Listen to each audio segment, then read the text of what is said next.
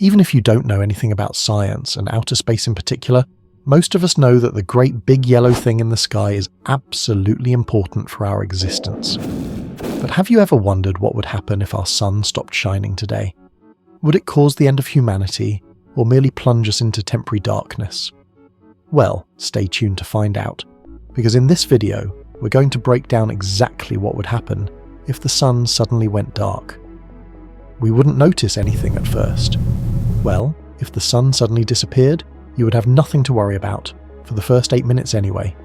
This is because light from our sun takes about 8 minutes and 20 seconds to reach Earth. So during this short period of time, life would continue as normal, unaware of what kind of hell would break loose. Still, it wouldn't be the instantaneous end to life on our planet that most might think.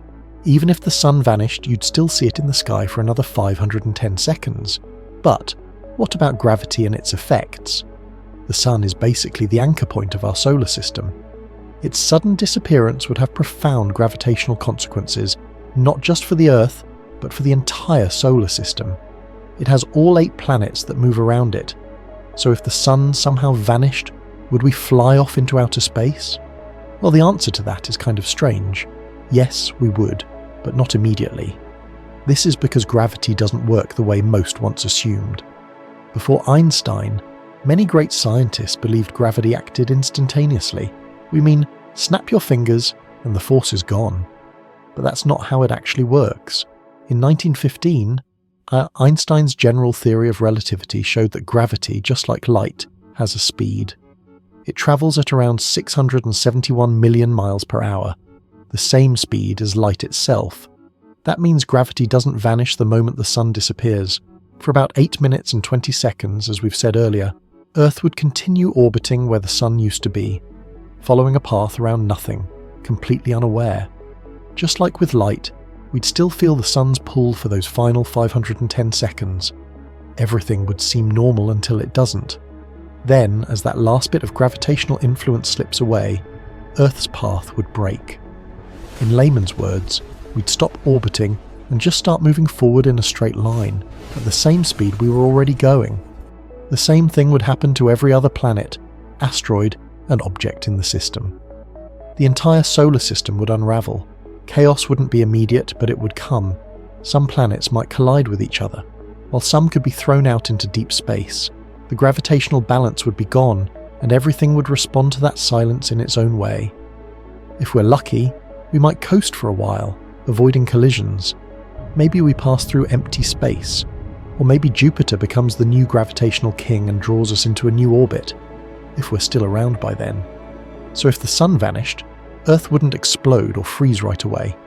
We'd just keep moving without any center or destination, and unless someone stops us, it could take 43,000 years before we come close to another star. That's if we luckily make it. The night of eternal darkness.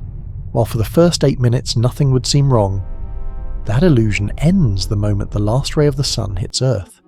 Just like that, it's over.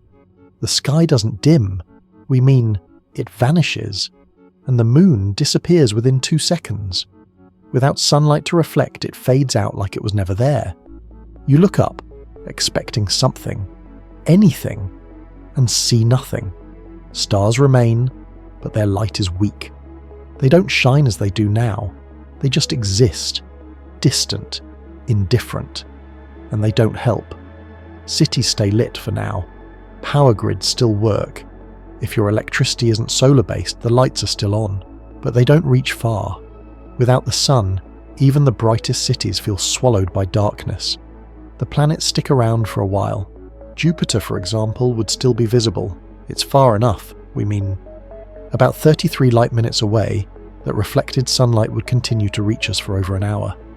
But one by one, those two would go dark, and then there's nothing left. In easy words, there will be no dawn or dusk, only a sky that never changes. Day and night stop meaning anything. Every place on Earth becomes night. Time starts to feel loose. The mind notices first all these effects. People rely on sunlight more than they realize, not just to see, but to know where they are, what time it is, and what rhythm to follow. Without it, that rhythm breaks like a glass.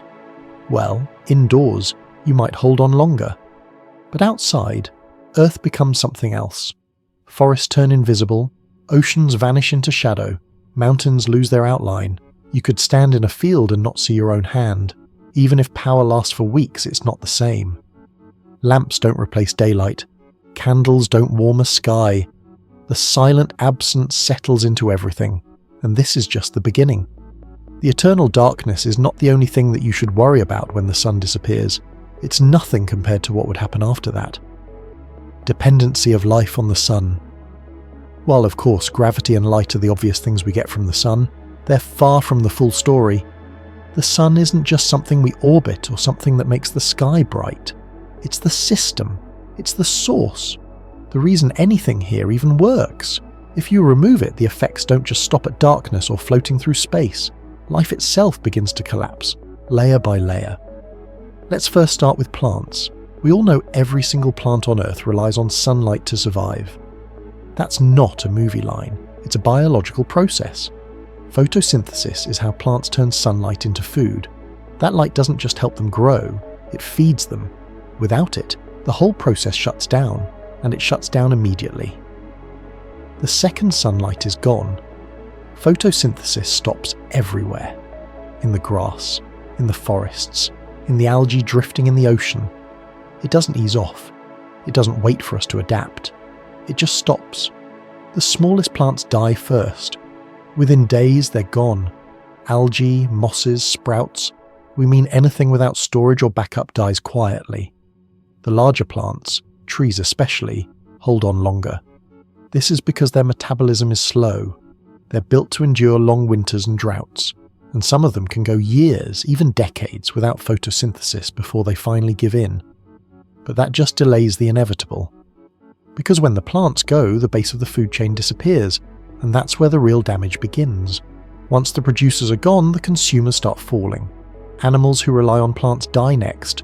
Well, not instantly, but steadily. Herbivores lose their food first, then the predators who hunt them. Ecosystems don't break apart overnight. They unravel slowly, piece by piece, but they do fall without a doubt. Eventually, only scavengers, like scary vultures, remain, feeding on the bodies, extending their lives by days or weeks. But they're on borrowed time, because once everything freezes, there's nowhere left to go. And freezing is the next thing that you should clearly worry about when the sun disappears. Within a week, the average surface temperature on Earth drops to 32 Fahrenheit. Well, for your knowledge, that's the freezing point. After that, it keeps dropping every second. By the end of 1 year, Earth's average temperature hits minus 150 Fahrenheit, and it doesn't stop there. It continues, falling all the way to 400 Fahrenheit before finally leveling off. The air thickens and breathing becomes hard. Vehicles stop working, machinery fails.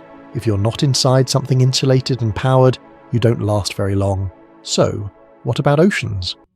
Well, now the good thing is that the oceans don't freeze right away. That's one strange mercy. At first, only the surface freezes, like a lake in winter. Beneath that, it stays liquid. But why?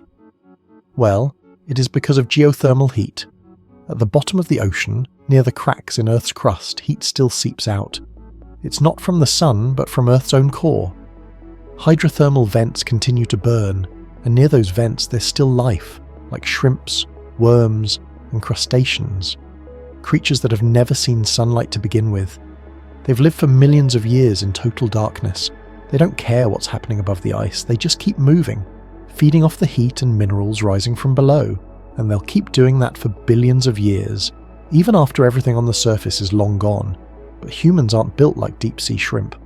For anyone trying to survive, the only shot would be going underground, or more specifically, down into the deep ocean, near the vents. But even if we somehow got there, built shelters, and kept power running, it wouldn't be much of a life. There will be no sunlight or plants, just constant maintenance, artificial systems, recycled air, and a clock with no meaning. You'd be alive, but barely.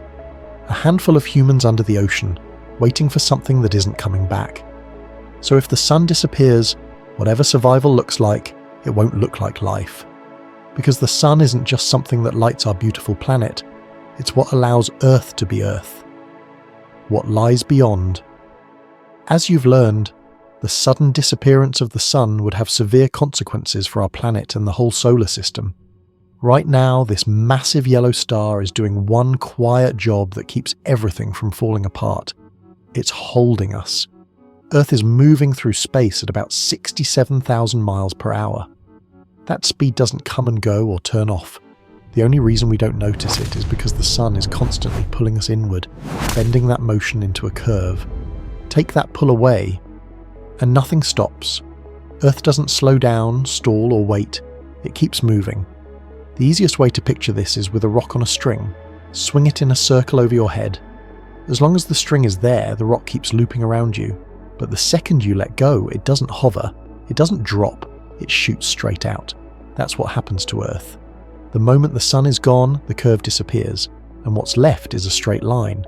From that moment on, Earth becomes a travelling object. As long as we don't collide with anything, like another planet, an asteroid, or a cloud of debris, we just keep going. At our current speed, it would take about 377 million hours. That's roughly 43,000 years, and in that time Earth would cover 4.3 light years. That's the distance to the nearest star system, Alpha Centauri. Alpha Centauri isn't a single star, it's a system of 3, Alpha Centauri A, Alpha Centauri B, and Proxima Centauri. From Earth, they look like a single bright point, but up close, it's a crowded place. 3 suns moving around each other. If Earth happened to pass close enough, something interesting could happen. Gravity could take over again. Not ours. Well, theirs.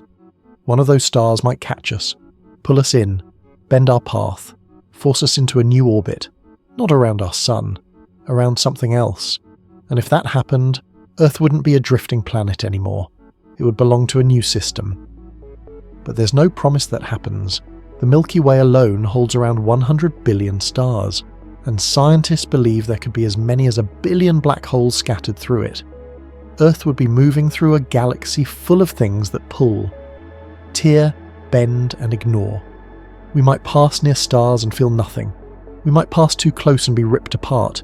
We might wander for millions of years without anything happening at all. According to some calculations, if nothing ever captured us, Earth could cross the entire Milky Way in about 1 billion years. That's 100,000 light years, the full width of our galaxy. By then, Earth wouldn't be lost. It would just be a traveller, just a planet carrying whatever is left of itself through a galaxy that doesn't know it exists. Whatever happens after that wouldn't be the end of Earth. It would be its second life. So, what if the moon disappeared suddenly? Well, for more optimistic videos, be sure to like and subscribe. Thanks for hanging with us. We'll catch you soon in the next one.